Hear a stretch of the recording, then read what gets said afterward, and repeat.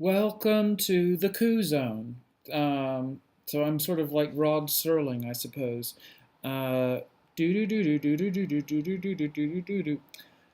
What's happening in Venezuela, and more importantly, what's happening, I suppose, in Washington, D.C., is a travesty.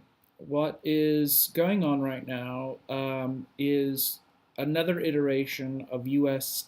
Military and economic and political foreign intervention into the affairs of a sovereign nation, namely Venezuela.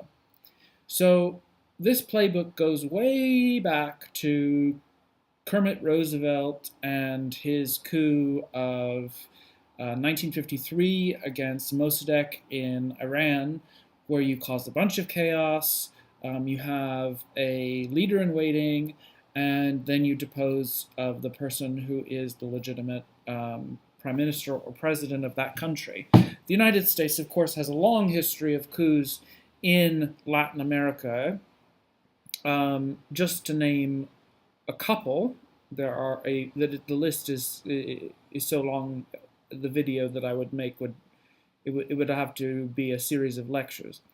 In 1973, September 11th, the United States backed the General Pinochet in brutally killing and destroying the presidential palace, killing and destroying members of the democratically elected government, including the President Allende, which then led to a series of extreme human rights abuses, crackdowns, people being sent to concentration camps in the desert, crypto-fascist government, the resources of the country being plundered and pillaged for U.S.-backed international gain, resource extraction, all of this sort of under the guise of the United States and its allies,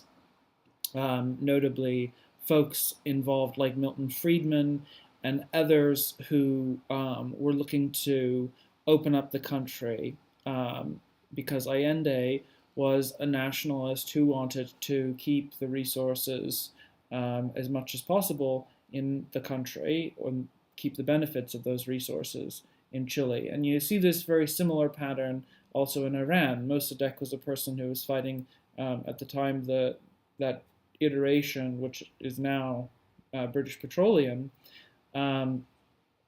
to make sure that the Iranians got some of the wealth from the oil by nationalizing it. So now we are in Venezuela in 2019, and the new little puppet who studied at George Washington University is named Juan Guaido. And according to a report 6 days ago in The Independent, Venezuela, Guaido will open up oil deals to foreign private companies. Currently, Venezuela's socialist government has requirements that the oil company PDVSA keep a controlling stake in any joint ventures with other energy companies. But Carlos Vecchio, a representative of the National Assembly for the leader, Mr. Guaido, who has been recognized by the U.S. as the interim leader of Venezuela, told Bloomberg Mr. Guaido's government is looking to open up the economy to increase oil production. The majority of the oil production that we want to increase will be with the private sector. Venezuela, under Mr. Guaido, would honor all legal and financial debt. So this is a very important point to make, that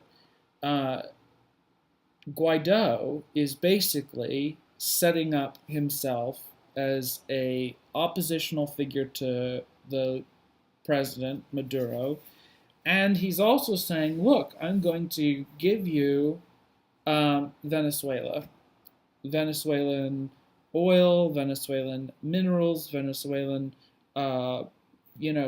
take it.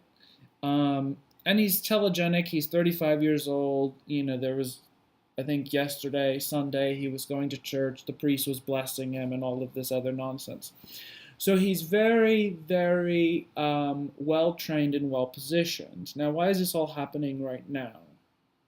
Well, the United States is really looking for a fight in terms of um, getting its hands on Venezuelan oil, and also it sees a right wing drift throughout the continent. So it's no wonder that it sees its opportunity. You know, this sort of center left government that negotiated the deal with FARC to bring peace to Colombia is gone.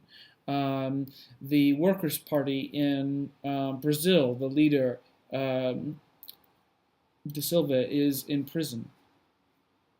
Uh, and Now there's a fascist Bolsonaro who's leading the largest economy in Latin America, Brazil. So Colombia, Brazil, you see over and over in these different countries moving to the right. Many of them are moving to the right because they have been uh, under incredible sort of psychological warfare by the plutocrats in that country, in those countries who own the media and the various networks. And so Venezuela is sort of like the last um, continental um, player that they would like to get their hands on. And so it's not just the United States, it's a lot of the sort of regional plutocrats who really despise Maduro, really despise the idea of any type of collective power, um, which they call communism. Um, Hugo Chavez's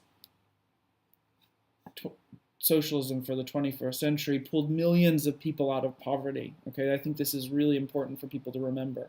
And a lot of the economic crisis that's happening in Venezuela today is because oil prices dropped considerably from $100 a barrel to half of that, even less sometimes. And so countries, that are dependent on oil revenue, and there is an argument to be made that the petrostate is dangerous for any country. um, but the fact is that now that there are oil reserves known in Venezuela to be at the level of the same as Saudi Arabia, the United States wants to get its hands on it. And we say hands off Venezuela, and Guaido he hasn't been elected by anyone. His party, Popular Will, has, I believe, 13 or 14 members of 160 within the National Assembly. And the Supreme Court in Venezuela has refused to acknowledge that he's the president. Who elected this man? Where did he come from? And what kind of interests are, more importantly, what kind of interests are supporting him? Okay, when you've got people like Pence and Bolton and Elliot Abrams, who helped lead death squads in Central America, supporting you, then I think that there's something terribly wrong there. And so we must oppose internationally this coup zone. Okay, we need to get out of the coup zone and really go with the negotiation process, which is being proposed by Mexico and Uruguay and the Vatican. So I mean, come on, hello, it's the Pope. So I mean, seriously, I have big disagreements with the Catholic Church, but we need to negotiate this thing out. Maduro's willing to negotiate, but Guaido is not. Interestingly, if someone called for a revolt in a country where there was already an election and said that they were the leader of that country, and then asked for the military to revolt against the actual leader, they would usually be tried for treason. So the fact that Guaido is running around talking to U.S. intelligence and media and his regional allies kind of belies the fact that Maduro is an authoritarian. Anyways, just putting that out there. Hands off Venezuela. Peace.